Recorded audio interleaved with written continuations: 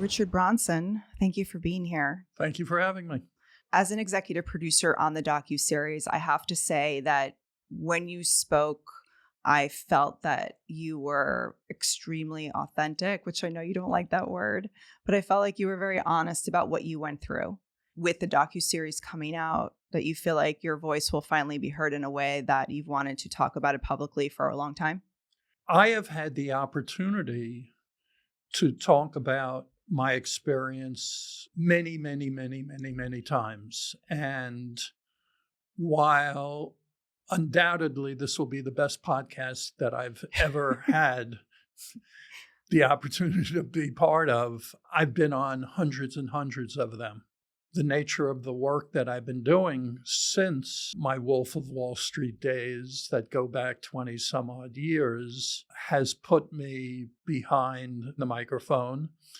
And the stories that I've had experienced apparently are just eternally of interest to people. I think anybody who worked there, people want to know about it. I've told my stories and I've had a chance to get them off my chest. I don't feel trauma from having worked there. I feel trauma more certainly going to prison as a result of working there.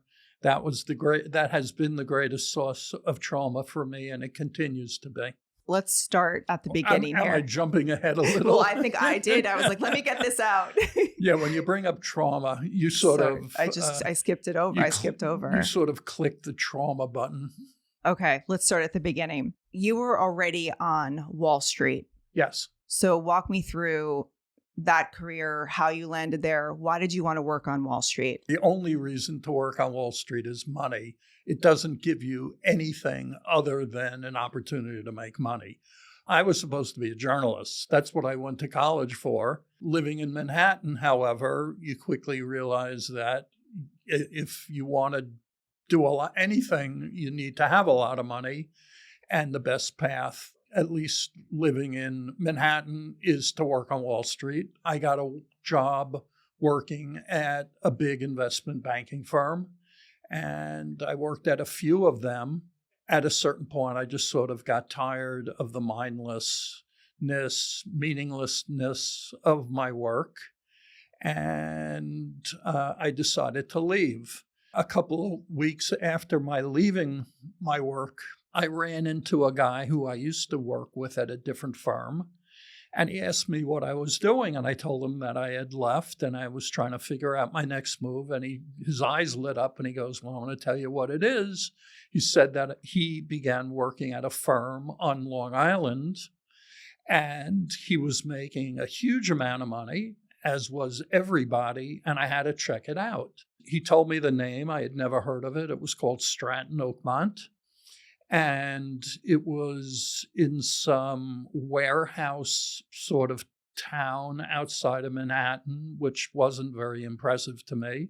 I sort of poo-pooed the idea, but then he said, take a look at this. And he pulled out his monthly commission check. And it was like $100,000. And the guy who showed it to me, his name was Elliot. He was a hardworking, fairly talented guy, but he was, no genius at the job.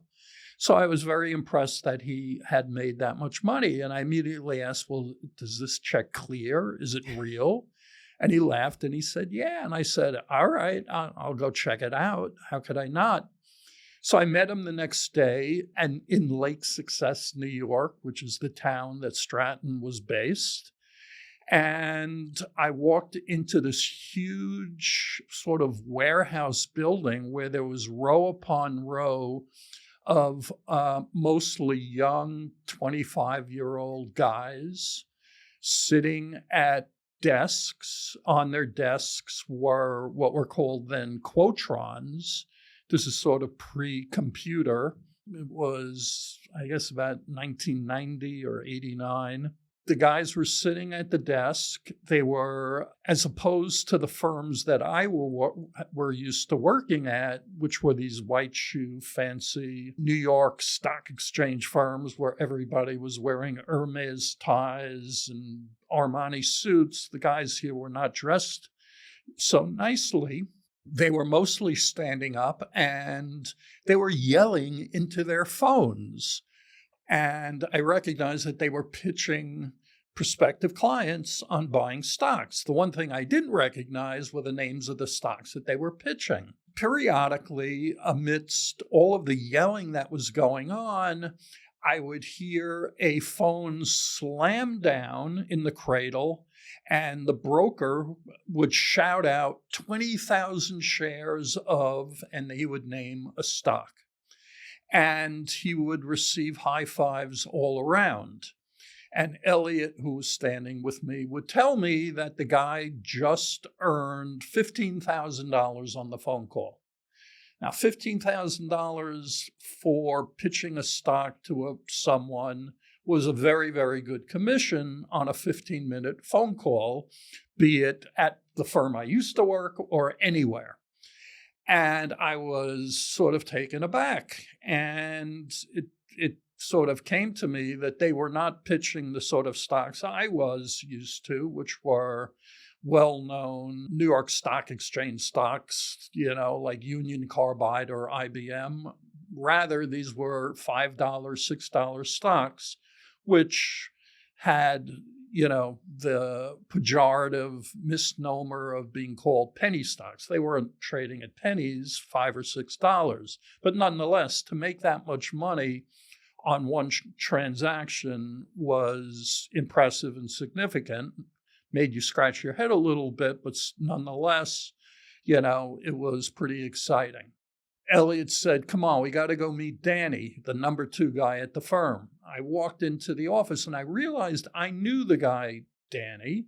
Danny was the character played by Jonah Hill in the movie The Wolf of Wall Street. Danny Porish. Danny Porish. Danny was a friend of my brother's in college that I had met years ago. Danny and I immediately struck up, a very friendly conversation. And, Danny was a very affable guy. Everybody liked Danny.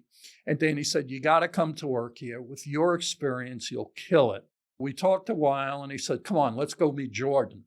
Jordan, of course, was Leonardo DiCaprio, Jordan Belfort. We walked into Jordan's office and Jordan was sitting at his desk on the phone.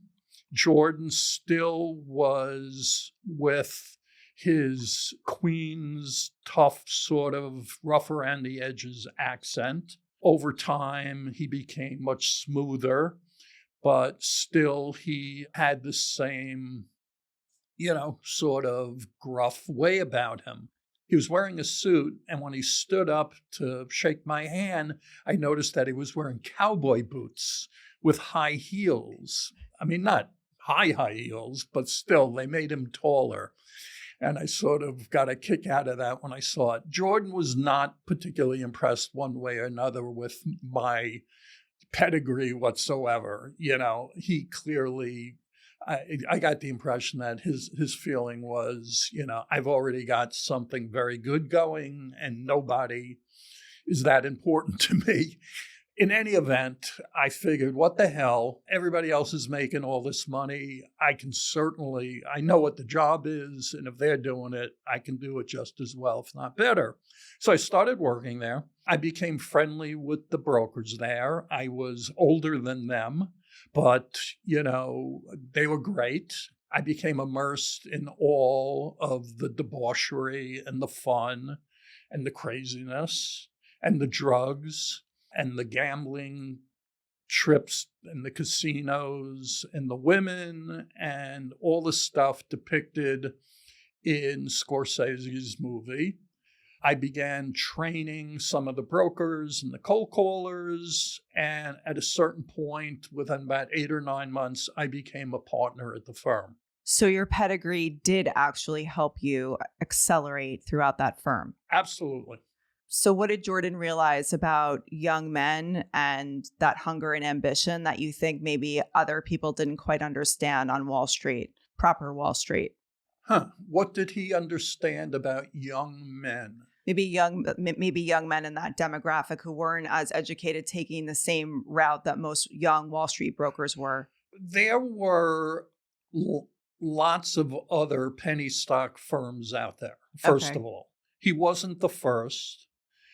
And his sales training was not unique to him. He didn't invent something. As a matter of fact, I worked at a firm called Lehman Brothers. It is said that they invented telephone sales, and certainly telephone sales of financial products. Lehman Brothers? Yes. Is that true? Do you think so? I do. Okay. The handling of the objections, having the comeback, and doing battle with your client on the phone and being so well trained. Most firms didn't have that training and didn't presume to do battle with.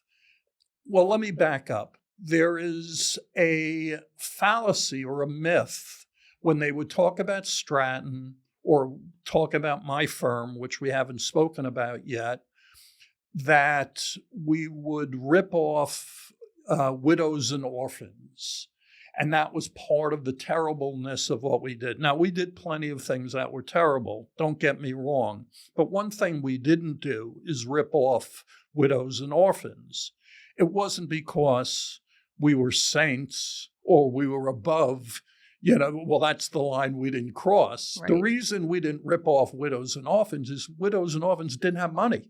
And they certainly didn't have a lot of money. Bank robbers don't rob banks that don't have money in them. Right. They rob banks that have a lot of money in them if they're given the choice. Like casinos look forward to having what they call whales. Big gamblers show up at their casinos because the odds are in their favor. And if the odds mean that you're going to win most blackjack hands, well, wouldn't you like big gamblers to lose so that the odds play out that way? The same thing was with us. We were the house. So we wanted people with a lot of money to, be our clients. And the thing about the people with a lot of money who, often would have lots of brokerage accounts, number one, they were used to opening accounts on the phone. People who weren't real players, they didn't feel comfortable doing business on the phone. Plus, the people with a lot of money, they thought they could beat us. So they were ready to go at it with us, which is exactly the kind of people we wanted.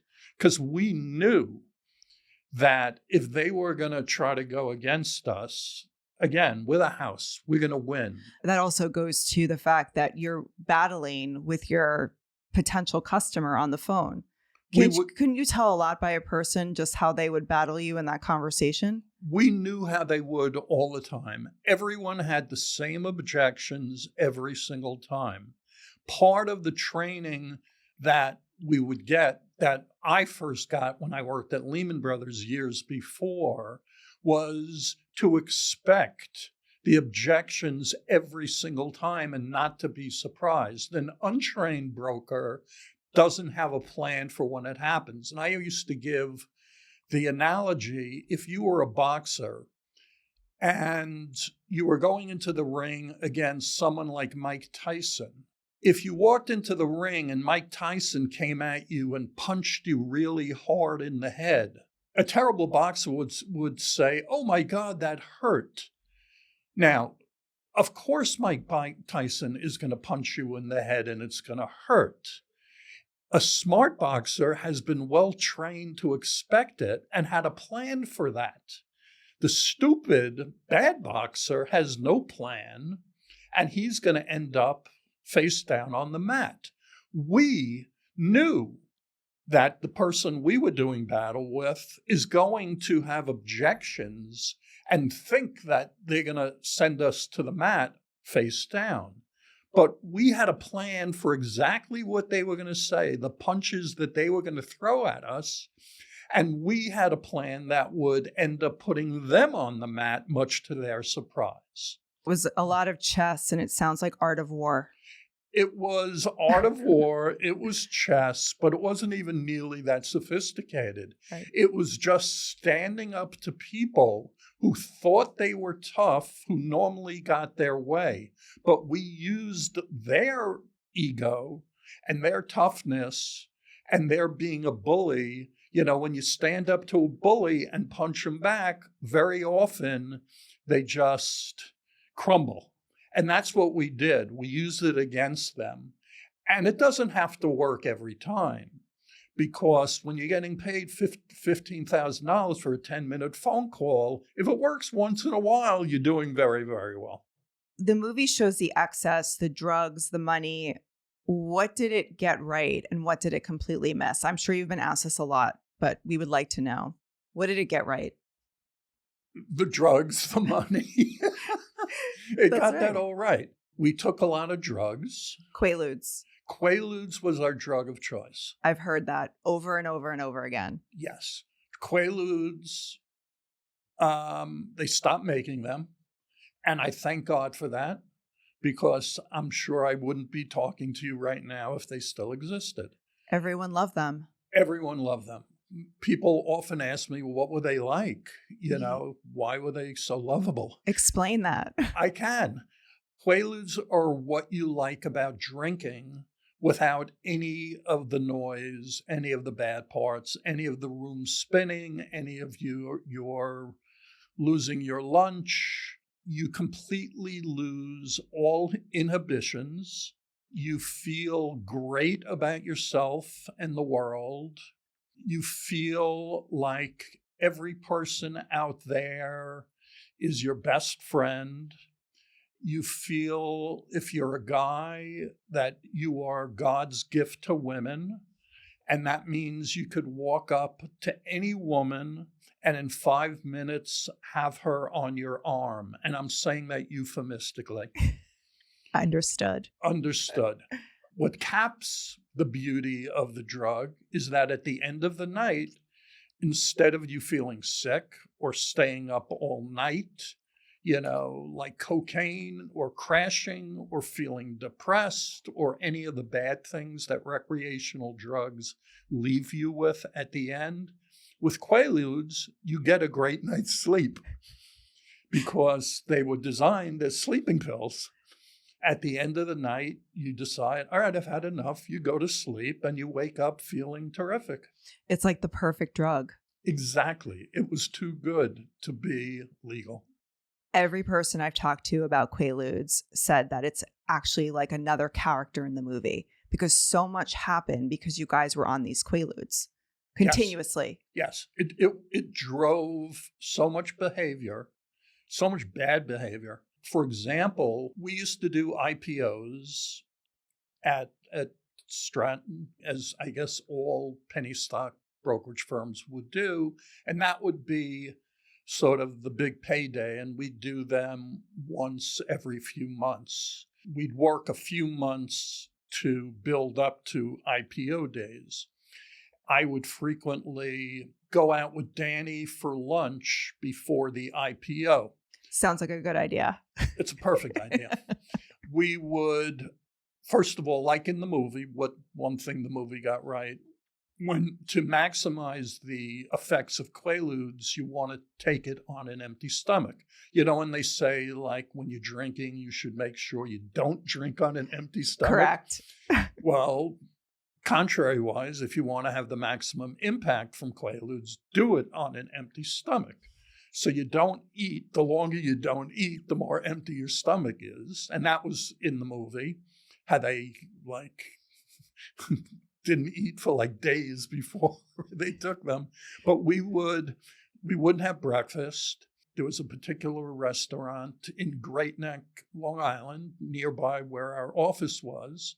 And we would go there about 11 o'clock and we would have a couple of drinks at 11 o'clock on this important day of our business where the firm was going to make tens of millions of dollars. And Danny was the number 2 there. I was a partner there, but he was really a big shot there. And we would have a few drinks and we would take a couple of Quaaludes. He might take 5 for all I knew. And we would get ripped. And then we would drive back, which in and of itself was Terrifying. right. It was, well, it wasn't terrifying at all. Well, not for you, but to hear about it now, because God forbid you're It's on the road. remarkable that I'm here to tell you about it is more than terrifying. We would come back to the office and we would, get on the phone to talk to our clients and talk to them about buying stock. And, when I mentioned that all of your inhibitions are eradicated, that's true of selling stock. So we'd get on the phone and we would talk to people and we would tell them to buy, for example, 1 million shares of stock. And we would talk to these people who, again, and this is how you deal with a rich, tough guy who thinks he's, all that. We were telling him to buy $20 million worth of stock on the phone, a person he never even met. And the guy goes, 1 million shares. He goes, how much is that? And we go, hold on. And we go with our calculator. Oh, that would be $23 million, $400,000, whatever. And he goes, what? Are you crazy? And we go, well, that's what most of my clients are buying in that range. Are you interested in more? He goes, I'm not buying 20. I don't have $23 million, much less to buy on this stock that I've never heard of. And my answer would be, well, don't you want to make money? Do you want to make less money? Like, we'd be amazed that they don't want to spend $23 million. Right. And this was the 90s. So that's whatever that is now. 50 or $60 million. Right. And we would talk to them with complete lack of inhibition and just say the most ridiculous things. Of course, when you can talk with that much conviction, so over the top, all right, they're not going to buy $23 million worth, but they're going to buy a lot. Right. Because they've never been spoken to that way before. And we're talking to them as if they are a huge institutional buyer of stock. And they're almost embarrassed to say, all right, I'll buy 1,000 shares. They can't say it at that point. What did you realize about human nature? Because it's so interesting. You're pinpointing these high net worth individuals. You're coming at them so over the top, totally drugged out of your minds, but you're hitting a pain point for them. Like, what do you mean you can't afford this? Everybody has insecurity. Everybody knows or secretly fears that there's somebody who's got more and that really, they're not all that as much as they pretend to be at the country club back in Des Moines, Iowa. Right. And we used to really poke and prod at that. And it all falls apart very, very easily when you test it. So it's really interesting. Yeah, it is interesting. There's a lot of psychology. How old were you when you were here? Because you had a Wall Street career, so you're kind of coming in early 30s? No, later, older. Oh. I'm 72 now. Oh, well, you look great. Thanks. You look good too. Thanks. I was late 50s. Stop. 50s, mid 50s. So you were older than everybody else. There were a few who were my age, but I was among the oldest, yes. In the docuseries, and I know you Who uses that phrase docuseries I do. in real life? Me, someone who's been living this with you guys for years, even though we're just meeting for the first time. But in the docuseries, you had said that you were like fed up with Wall Street because you had seen you worked really hard. You kind of played by the rules. The banks would disappear. Are we recording right now? Yeah. Okay, because I have a whole thing about that. I'm just curious because I thought you were in your 30s, but the fact that you were in your 50s and you were just like, fuck this. That's what it sounds like. I was in maybe my late 40s, early 50s. I started working on Wall Street. There was a October 1989 was Black Monday. That was a time when on one day the market was down 20%, the worst day in the history of the stock market. Yes. And I had just started working for 2 weeks on Wall Street. And I saw everything fall apart. People freaked out, and all the so-called pundits on Wall Street at all these respectable firms were shown to be charlatans, that they didn't know anything. And I just saw how everybody reacted, where every professional there said, you know something? The smart money doesn't know what they're talking about. And from now on, I'm going to start looking after myself, because listening to them, I lost my entire business. Now I have to rebuild everything. My family is going to suffer, and screw this.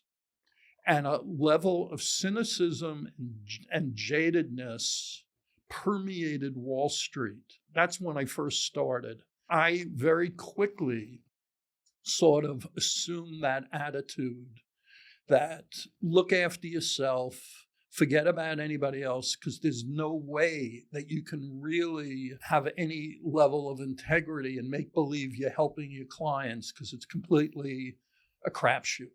So I started that way. So it wasn't hard for me to go to a firm like Stratton, where there was no pretense about helping your clients.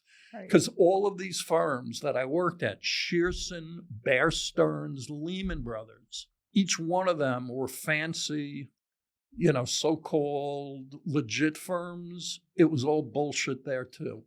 And none of them are around anymore either, to just sort of prove the point. Wall Street is all a con. They all break the law all the time. I'm not saying that makes it right, and it certainly doesn't make my behavior right. I didn't have to do it. I knew what I was doing was wrong. That's wrong, period. I deserve to go to prison. That's the way I look at it. But so do all these other crooks. You are not the first person in this docuseries, and I'll stop using that word, who has said this to me. Stratton took it to a much higher level. They, at least at these other firms, they made some sort of effort, to do it, whereas Stratton had no pretense whatsoever. It was a criminal enterprise from day one, and if you're going 70 miles an hour, you're speeding, and that's against the law. If you're going 90 miles an hour, you're also speeding, it's against the law. We were going 140 miles an hour. So how many good years did you have? Like, if you were to say, these are how many good years I had being at Stratton and enjoying myself. Well, I only worked at Stratton for about a year and a half. And then something happened. Tell me. Well, maybe we'll have that for our next podcast. Well, we seem to be doing so well together. For our part 2. For our podcast series. After being there for about a year and a couple of months, Danny and Jordan called me, and Elliot, the guy who brought me into Stratton, they called me into their office and they said, hey guys, how would you like to own your own firm? There's a firm down in Florida, and you guys can buy it. It's a clean license, and you can start fresh, and we can work together. We can do deals together. We can do IPOs together. You can take some of the brokers from here, and we'll advise you, and we'll be in cahoots with each other, and we'll all make a lot more money, and you'll be the guys running the things here. Would you like that? And we looked at each other.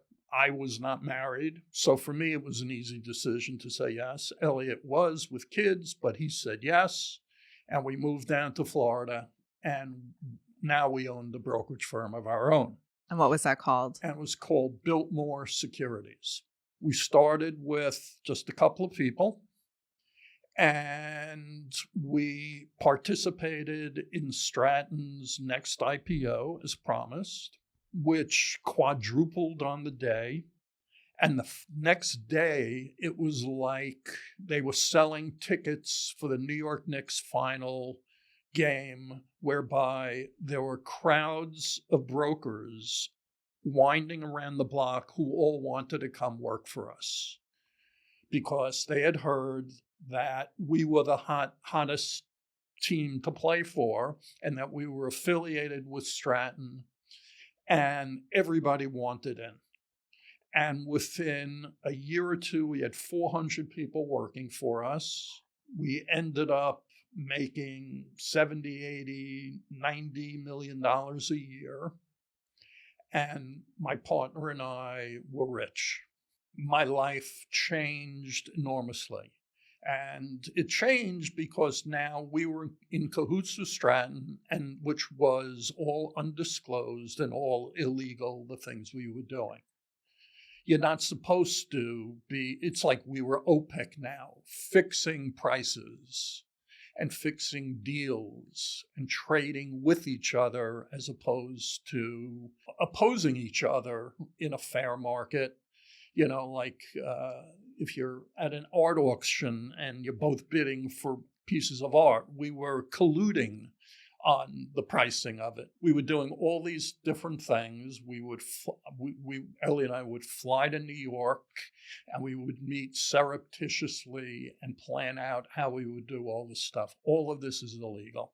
We were doing the training and the sales practices and all the other stuff, and it was Stratton South to a great extent, except it was me and my partner running things, making $1 zillion. When I asked you about the good years, those were the good years. So how many years? 7. So 7. About 7 years. What happened? Well, first of all, I knew what we were doing was very, very wrong. How did you live with it? Live with that?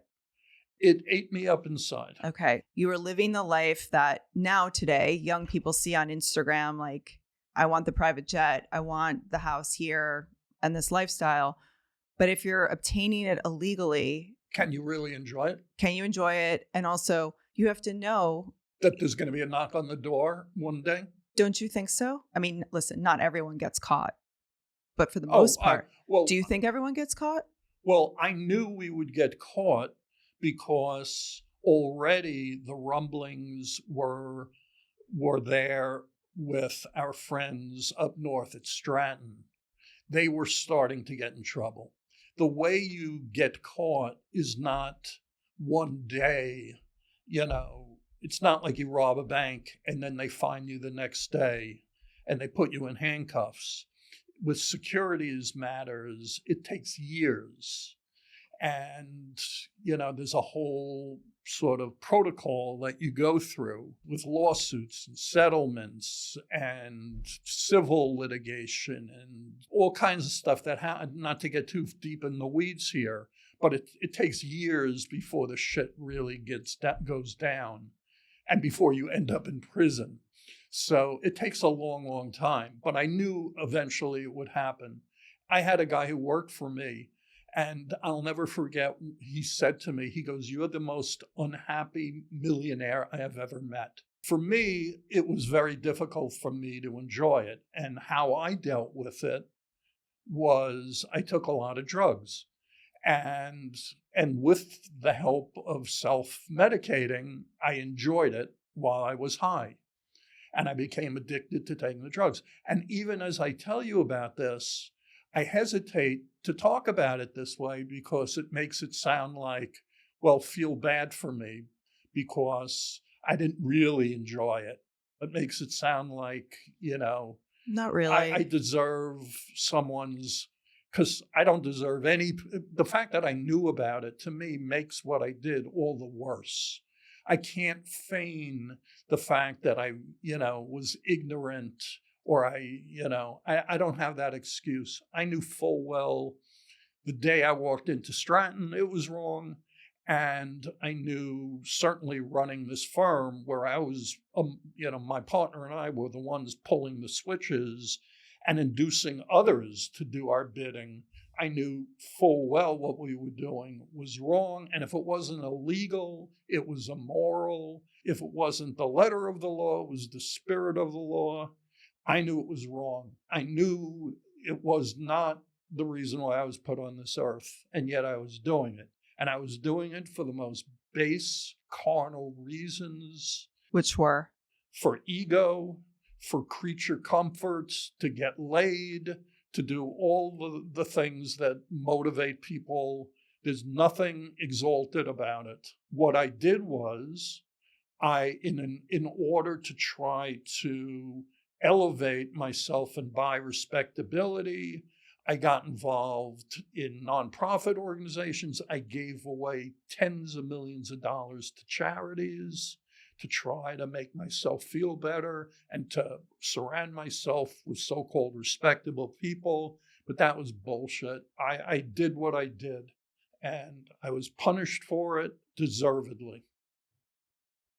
It's interesting, the dichotomy of doing something that you know is illegal and immoral, and it goes down to the basic awfulness of man, but you were trying to almost make up for it in these other ways, and you said it didn't work.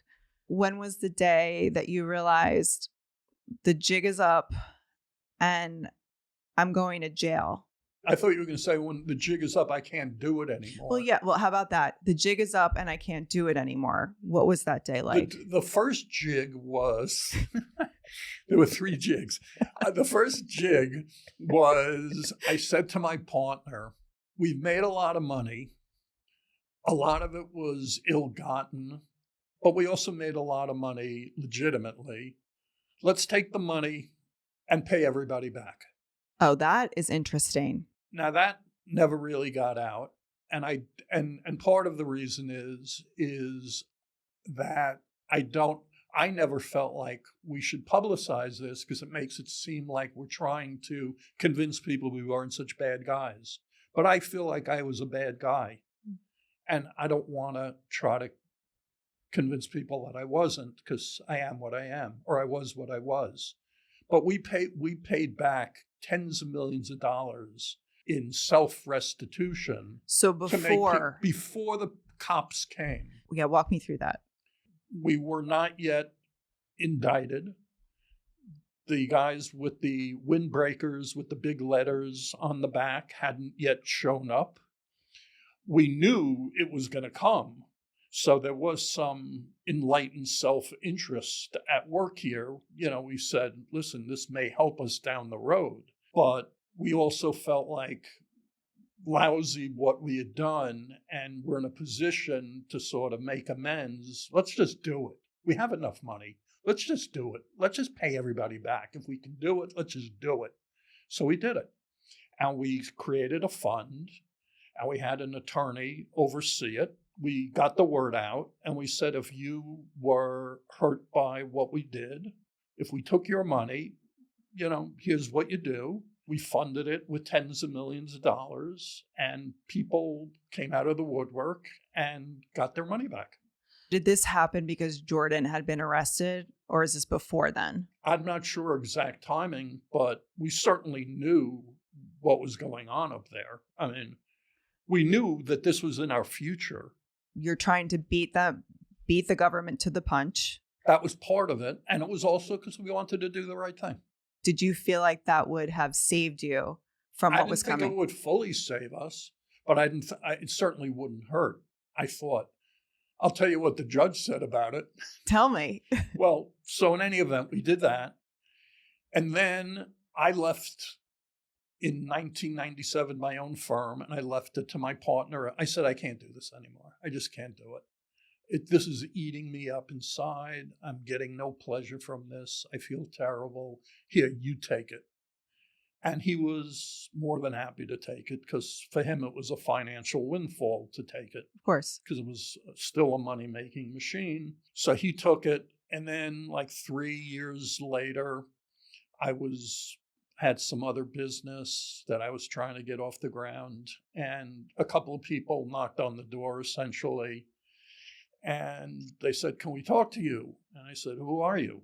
And they opened up their coats, and they both had gun on one side and a badge on their belt on the other. And I quickly added up 1 + 1, who this might be. They introduced themselves, and they handed me their card. And they said, well, Richard, it's your time.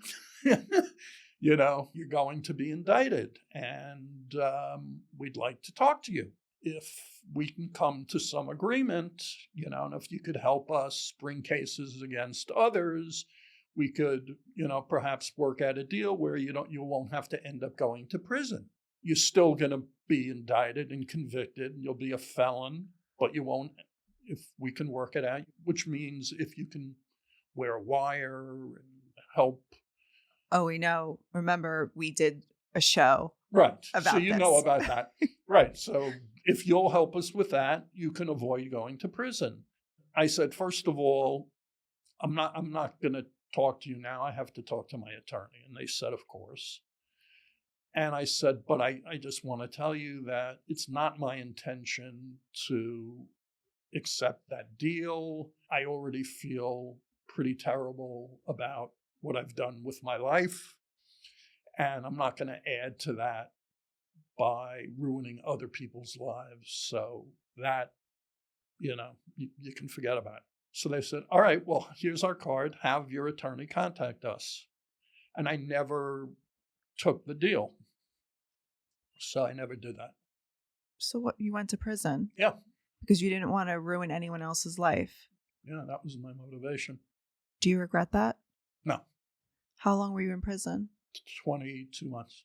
That was a hard 22 months. Well, I mean, it's not something I recommend anybody do, but first of all, I'd never gotten in trouble before, and we had paid everybody back. So I was sent to the lowest level security federal prison. If you have to go to prison, that's the place to go. I was also sent to Rikers Island for a while. I was just going to say Rikers. I went there. That was much worse. How long were you there? Not that long. But long enough. If you're there for 10 minutes, it's not a place to be. Rikers was, on a scale 1 to 100, this was 1. Got it. I was in prison for 22 months, and it was honestly, number one, I had been waiting for them to show up. And when you're waiting for something bad to happen, the waiting is, the song is, the waiting is the hardest part or the worst, whatever. The waiting was terrible. So I was sort of glad for it to be finally over. It was like when they showed up, it was like, all right, thank God. Yeah, was there some kind of a relief almost? Yes, there was definitely relief. And it was also, I think anybody would have a fear of what's it going to be like? Is it going to be a violent place with gangs and, all kinds of stuff like that? It had nothing, it was completely safe. And there were no issues whatsoever at any point there. But where I went was peaceful, and I never in my life was able to take a nap. I never slept so well as I did in prison. It's so interesting. Yeah, because finally it was over. So that's number one. Number two, I'm in prison where, no one was judging me because everybody there was a crook. Right. So, and I wasn't getting letters and calls from my attorney, send money here, send money there. All the decisions are being made for me. So I had nothing to really think about or worry. It was helpful for me to begin to at least start dealing with the guilt that I had and still have and feel like, all right, now I could start chipping away at that. The most interesting thing for me, though, was I was able to self-report. In other words, the judge sentenced me, and they didn't put me in handcuffs right then and there and take me there.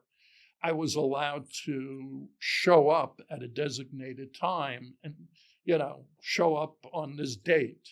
I flew to the prison, and I had my little, bag of whatever, and you go up into the gate, and there's like a buzzer, like you visiting someone at an apartment building, and you hit the buzzer, and the guy goes, yes, and I go, hi, I'm here to report.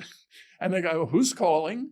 And I give my name, and they go, okay, one moment. And I'm standing there for like 10 minutes, and I'm going, something, I could just walk away.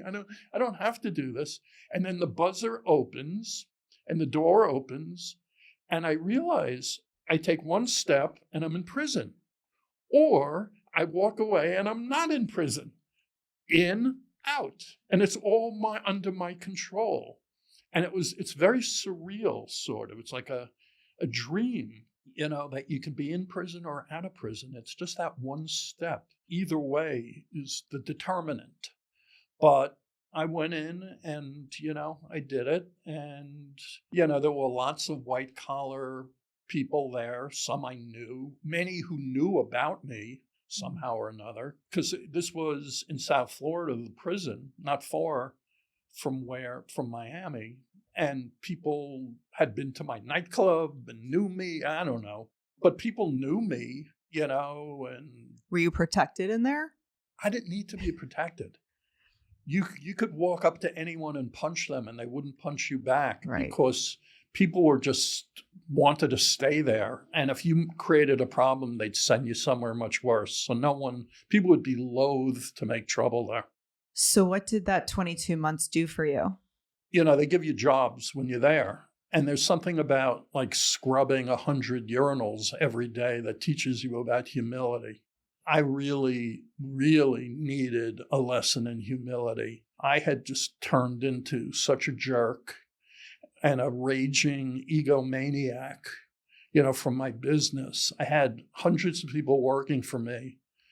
And the analogy to the mafia, like Jordan looks like a mafia don.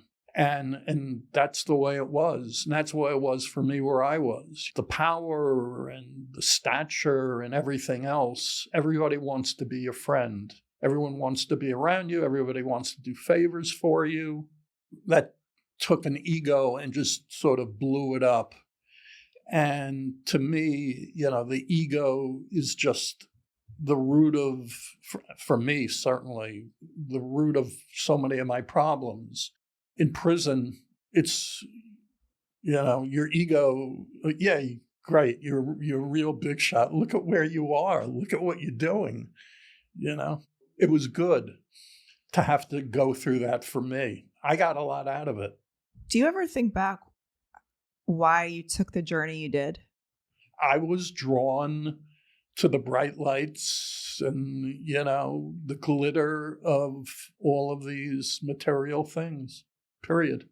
Insecurity, all the, basic things, nothing more than that. So now that you're here, how long have you been out of prison? When was that? 2005, I got out. You are so raw when you talk about this. Like, yeah. It's still at the surface. Yeah, I could start crying right now. I see you are. But that's what I meant about the show that we did. You come across like that. Yeah, it's still there. Everybody who goes to prison, and I've worked in the reentry space since I've been released. I want to talk about that. Okay. Everybody, whether they realize it or not, or whether it takes a while, it took me a while to realize it. In my case, they're traumatized by the experience, and it doesn't go away easily, if ever. And it's certainly true for me. When you came out of prison, you had to rebuild yourself, which is... I'm still trying to rebuild myself. Which is a whole other podcast. So many young people want to live this life. And I think social media and Instagram is so detrimental to the way people think they're supposed to be living. If you're a 23-year-old, why are you on a private jet? It's either AI or crypto. Something's going on, but it's getting worse. And now people think that's normal, or they're in like Saint Tropez and they're like 18. I'm or like, Dubai. Yeah. Well, I'm like, how did you get there? So there's a cost to this lifestyle. And then the movie is kind of like this shining beacon that young people look at and they think is so great. Yep. So that's why these conversations are so important. Don't do it, kids. Don't do it. Tell me about 70 million jobs. Well, when I got out of prison, I couldn't figure out what to do with myself work-wise. I was destitute. And Did you lose your family? No, my family stayed with me through thick and thin. They were amazing. I lost almost all of my friends. I was like radioactive. I lost people that I had really counted on being there for me. I lost people who I had lent zillions of dollars, who I expected would, be there for me. And they weren't at all. That broke my heart. My family was amazing. And I have a very small family. So I'm talking about my sister and my brother, and my oldest friends stuck around. I had no money at all. I had negative money, and I had no place to live. And this is, not that long before I was flying around on private jets. So I was walking around just like shaking my head, like, what the hell happened to your life so quickly? What a fall from grace. So I had to get a job, and nobody would hire me. And I didn't know what to do. Should I go work at McDonald's? Should I take any job I can? Was I successful only doing something illegal, or am I capable of doing something, big and doing well? I had no idea. I had no confidence at all. The only place I could get a job was working at this nonprofit organization that was focused on reentry, helping people coming out of prison. And, thank God for that. It set the path for the rest of from that point to today. That's what I've been doing with my life since my release. I've been working on behalf of people who I consider my brothers and sisters coming out of prison in an effort to help them so that they might have an opportunity to lead a safe and productive life. I had some thoughts about how to go about doing that better than the way it's been done. Part of that included using technology to do it. I spoke to a number of different venture capital people, and unbeknownst to me, the word came to Sam Altman. Sam Altman, who now is the master of the universe, but at the time he was the president of the preeminent accelerator program for tech companies called Y Combinator. Y Combinator is the organization that funded and trained entrepreneurs that started Airbnb and Dropbox and Reddit and lots of DoorDash, lots of very, very successful companies. And he heard about me somehow, and he heard about my idea, and he contacted me back in 2016 and said, we've heard about you. We'd like to fund your company. And we'd like you to come out and go through our program, come out to Silicon Valley. That's amazing. It was amazing. And I knew nothing about tech. I was a convicted felon. And so I went out there, and now I'm a tech entrepreneur. I never wrote a word of code. I didn't know nothing.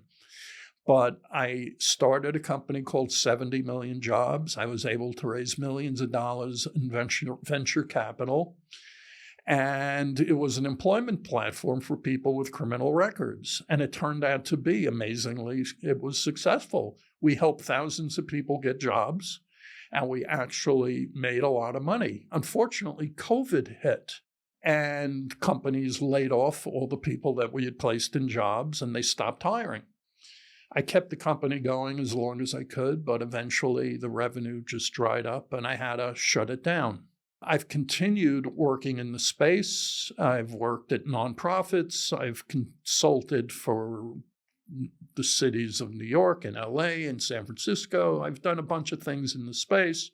And now I'm working on another tech startup called Commissary Club. This one uses AI, and it helps people who are justice impacted, but also immigrants and seniors and veterans.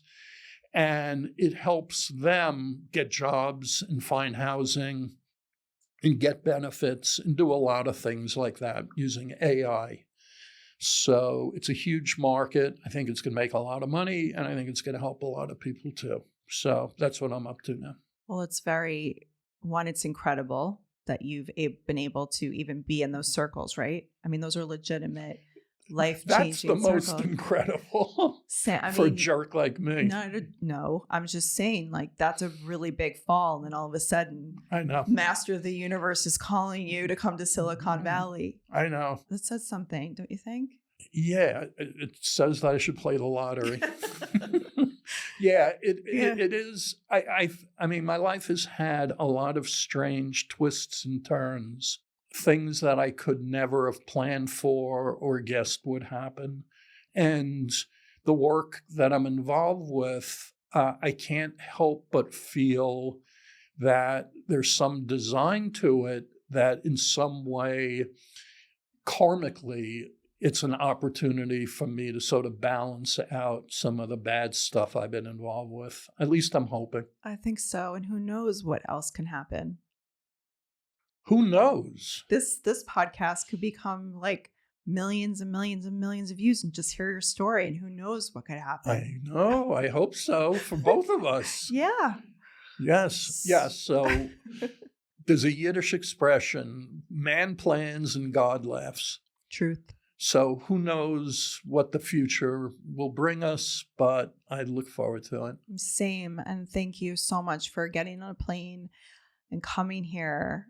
We could not have done this podcast without you. You had to be one of our first 6 episodes. Well, particularly since it's got my name on it. Without me, it that would be weird. It would be weird. Although the AI, I'm sure we could just, somehow put you in there. But absolutely. Well, thank you so much for having me. I've enjoyed it. Thank you. You do a great job. Thank you. All right. Wait, where can people find you? Richard@commissary.club. Good. Good things are happening. Thank you. Thank you for your help in making that happen. Of course.